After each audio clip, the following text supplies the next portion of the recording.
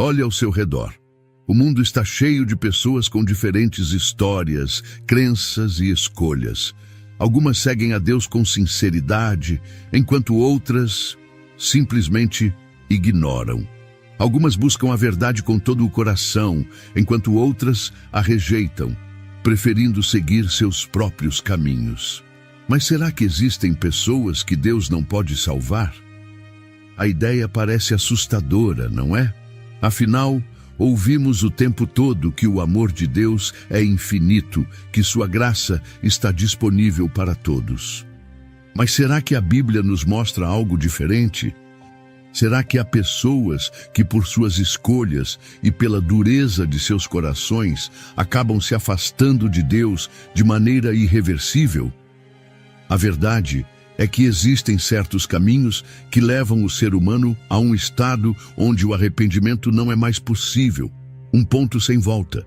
E a própria palavra de Deus nos revela quem são essas pessoas. E o pior, talvez alguém que você conhece esteja nessa lista, talvez até mesmo você. Hoje vamos analisar as 5 pessoas que Deus não pode salvar. E o quarto nome desta lista pode ser o mais temido de todos. O que você descobrirá aqui pode mudar para sempre a forma como você enxerga sua fé e sua vida espiritual. Agora, abra sua mente e seu coração, pois esse conteúdo vai te impactar grandemente. Número 1. Os que rejeitam a verdade. Desde o início da humanidade, Deus sempre deu ao ser humano a oportunidade de escolher entre a verdade e a mentira, entre a vida e a morte. Mas o que acontece quando alguém rejeita a verdade repetidamente? Essas pessoas não ignoram a verdade por falta de conhecimento, mas sim por decisão própria. Elas escolhem se afastar de Deus, mesmo sabendo das consequências. Um dos maiores exemplos desse tipo de pessoa na Bíblia foi Faraó, no livro de Êxodo. Quando Moisés foi enviado por Deus para libertar o povo de Israel da escravidão no Egito, Faraó viu sinais e maravilhas impressionantes. As pragas caíram sobre o Egito, demonstrando o poder de Deus. E mesmo assim, ele recusou a verdade e se recusou a deixar o povo ir. A Bíblia diz que seu coração foi endurecido. A cada nova praga, em vez de se arrepender, ele se tornava ainda mais resistente. No início, foi ele mesmo quem endureceu seu coração, mas em determinado momento, o próprio Deus confirmou essa decisão, deixando que ele colhesse as consequências da sua escolha. Isso nos ensina uma lição assustadora. Quanto mais alguém rejeita a verdade, mais difícil se torna aceitá-la no futuro. Chega um ponto em que o coração se torna insensível e a pessoa perde completamente a capacidade de se arrepender. Será que isso pode acontecer hoje? A resposta é sim. Há muitas pessoas que ouvem o Evangelho várias vezes, mas sempre o rejeitam. Elas sabem que precisam mudar, mas continuam resistindo. Com o tempo, essa resistência se transforma em frieza espiritual, até que já não sentem mais o desejo de buscar a Deus. E então, quando chega o dia do juízo, não há mais volta. Se Deus tem falado com você, se você tem sentido o chamado para se arrepender e mudar de vida, não ignore. Não endureça o coração como Faraó, porque pode chegar um momento em que a porta da graça se fecha e então será tarde demais. Número 2. Os que praticam o mal deliberadamente. Nem todos que se afastam de Deus fazem isso por ignorância ou indiferença. Alguns tomam um caminho ainda mais perigoso. Eles escolhem conscientemente praticar o mal. Essas pessoas não são apenas pecadoras comuns, mas sim aquelas que abraçam o pecado sem remorso, sem arrependimento e sem intenção de mudança. A Bíblia nos mostra que há uma diferença entre pecar e viver no pecado. Todos nós erramos, mas aqueles que persistem no erro, sem qualquer desejo de transformação, se afastam cada vez mais de Deus até que não há mais volta. Um dos maiores exemplos desse tipo de pessoa na Bíblia foi o rei Acabe e sua esposa, Jezabel. Acabe não era apenas um rei perverso. Ele foi um dos piores governantes que Israel já teve. Em vez de seguir os mandamentos de Deus, ele se entregou completamente à idolatria e à maldade. Sua esposa, Jezabel, foi ainda pior. Ela perseguiu e matou os profetas do Senhor, corrompeu o povo e incentivou práticas abomináveis diante de Deus. Mesmo depois de ser confrontado pelo profeta Elias, Acabe não se arrependeu de verdade. Ele sabia que estava errado, mas continuou em sua perversidade. Jezabel, por sua vez, desafiou abertamente a Deus até o fim, mas o destino dela foi um reflexo da vida que escolheu levar. Mais tarde, quando o rei Jeú assumiu o trono de Israel, Jezabel tentou manter sua arrogância e zombou dele da janela de seu palácio. No entanto, a ordem foi dada para que fosse lançada abaixo, e assim aconteceu. Seu corpo foi despedaçado na queda, e mais tarde, os cães devoraram sua carne, cumprindo exatamente a profecia que Elias havia declarado sobre ela. Esse tipo de pessoa representa aqueles que sabem o que é certo, mas escolhem deliberadamente o que é errado. Eles não apenas pecam, mas se entregam ao pecado de corpo e alma, ignorando qualquer alerta, qualquer chamado ao arrependimento. E hoje, isso continua acontecendo. Quantas pessoas fazem o mal intencionalmente, sem qualquer remorso? Quantas seguem por caminhos de destruição, acreditando que nunca terão que prestar contas? Gálatas 6:7 nos adverte: não vos enganeis, de Deus não se zomba, pois aquilo que o homem semear, isso também ceifará. Quem vive no pecado deliberadamente não pode ser salvo, não porque Deus não queira, mas porque essa pessoa não quer a salvação. Número 3. Os hipócritas religiosos. Os hipócritas religiosos são aqueles que se vestem de santidade, falam sobre Deus, conhecem as Escrituras, mas no fundo não vivem de acordo com aquilo que pregam. Eles usam a religião como uma fachada, mas seus corações estão distantes de Deus. Jesus confrontou esse tipo de gente de maneira dura e direta. Os fariseus, por exemplo, eram os líderes religiosos da época. Eles conheciam a lei, ensinavam sobre Deus e pareciam espirituais por fora. Mas Jesus os expôs pelo que realmente eram. Mateus 23:27 diz: ai de vós, escribas e fariseus hipócritas, pois sois semelhantes a sepulcros caiados, que por fora realmente parecem formosos, mas interiormente estão cheios de ossos de mortos e de toda imundícia. Jesus não os condenou por serem pecadores, porque todos pecam, mas por se recusarem a reconhecer sua própria corrupção. Eles faziam longas orações em público, jejuavam para que os outros vissem e buscavam ser elogiados por sua suposta piedade. Mas no fundo eram orgulhosos, falsos e usavam a fé para manipular e controlar os outros. Esse tipo de hipocrisia não ficou no passado. Ainda hoje, existem muitos que se escondem atrás de uma aparência religiosa, mas na realidade, suas ações mostram que nunca conheceram a Deus de verdade. Pessoas que frequentam igrejas, levantam as mãos em louvor, mas nos bastidores vivem no pecado, exploram os outros e acham que Deus não está vendo. O problema da hipocrisia religiosa é que ela engana não apenas os outros, mas a própria pessoa. O hipócrita acredita que pode continuar vivendo sua vida dupla sem consequências. Mas a Bíblia é clara sobre o destino daqueles que fingem seguir a Deus sem um coração verdadeiramente arrependido. Mateus 7:21 nos mostra uma cena chocante do julgamento final. Jesus diz: nem todo o que me diz, Senhor, Senhor, entrará no reino dos céus, mas aquele que faz a vontade de meu Pai, que está nos céus. Muitos naquele dia me dirão: Senhor, Senhor, não profetizamos nós em teu nome? E em teu nome não expulsamos demônios? E em teu nome não fizemos muitas maravilhas? E então lhes direi abertamente: nunca vos conheci. Apartai-vos de mim, vós que praticais a iniquidade.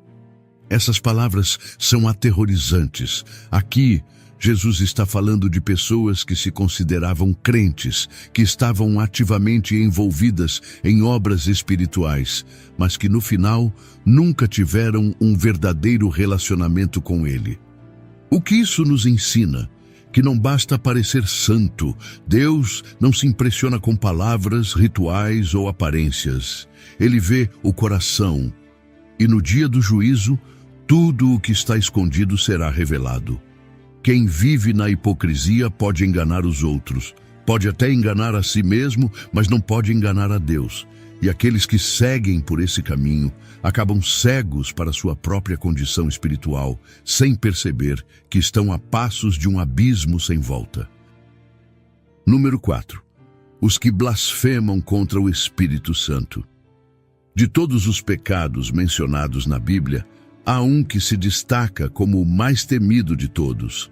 Diferente dos outros, que podem ser perdoados mediante arrependimento, esse pecado não tem perdão. Mas o que significa blasfemar contra o Espírito Santo? Muitas pessoas vivem com medo de ter cometido esse pecado sem perceber. Será que qualquer palavra impensada contra Deus já seria uma blasfêmia sem volta? Ou será que esse pecado é algo muito mais profundo? Jesus falou sobre isso quando os fariseus o acusaram de estar expulsando demônios pelo poder de Satanás. Eles viram os milagres de Jesus, testemunharam suas obras sobrenaturais e, mesmo assim, atribuíram ao diabo aquilo que era claramente obra do Espírito Santo. Mateus 12, 31 e 32 diz: portanto, eu vos digo, todo pecado e blasfêmia se perdoará aos homens, mas a blasfêmia contra o Espírito não será perdoada. O contexto dessa passagem nos mostra algo muito importante.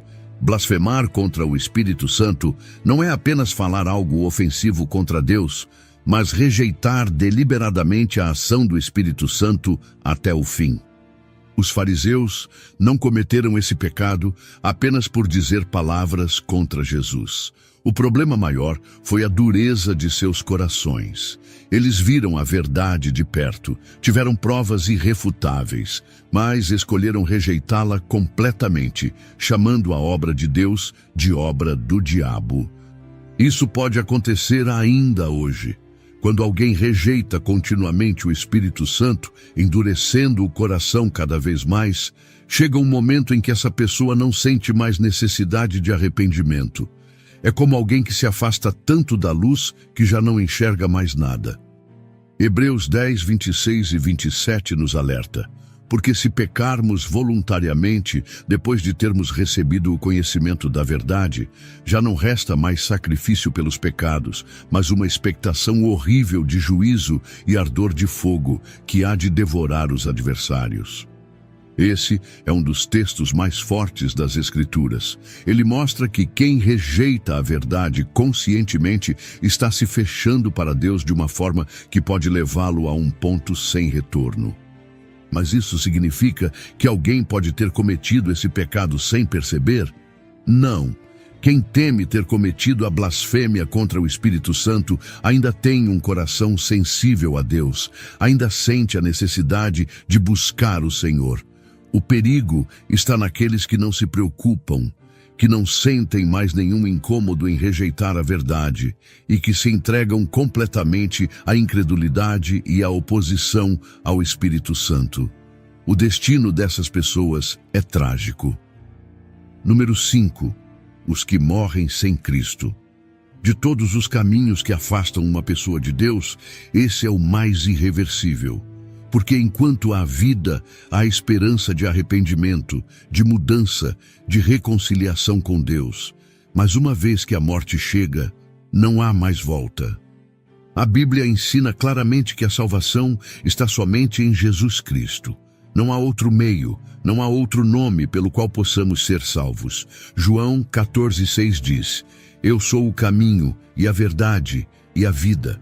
Ninguém vem ao Pai, senão por mim.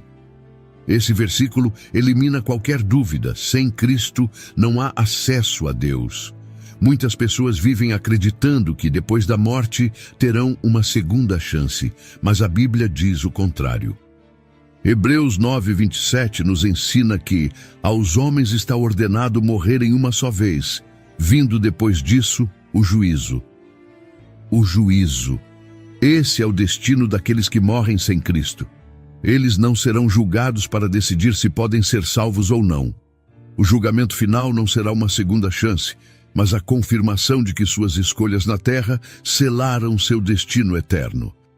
Apocalipse 20:15 diz: "E aquele que não foi achado escrito no livro da vida foi lançado no lago de fogo." Esse é o pior cenário de todos. Porque enquanto há vida, Deus sempre oferece graça e perdão, mas depois da morte não há mais possibilidade de arrependimento. Essa é uma verdade dura, mas que precisa ser dita. Porque muitas pessoas vivem como se sempre houvesse um amanhã. Adiam decisões, ignoram o chamado de Deus, acreditam que terão tempo de sobra para pensar sobre a eternidade. Mas e se esse tempo não vier? E se hoje for sua última oportunidade? 2 Coríntios 6, versículo 2 nos lembra: "Eis aqui agora o tempo aceitável, eis aqui agora o dia da salvação." Então lembre-se, o momento de decidir é agora. Não adie essa escolha. Para concluir, reflita. Agora que vimos as 5 pessoas que Deus não pode salvar, uma pergunta precisa ser feita. Onde você se encaixa nisso? Será que você tem rejeitado a verdade, endurecendo o coração cada vez mais? Será que tem vivido no pecado deliberadamente, sem arrependimento? Será que sua fé tem sido apenas de aparência, sem transformação real? Ou será que você tem ignorado a urgência de entregar sua vida a Cristo, acreditando que sempre haverá tempo? A verdade é que enquanto há vida, há esperança.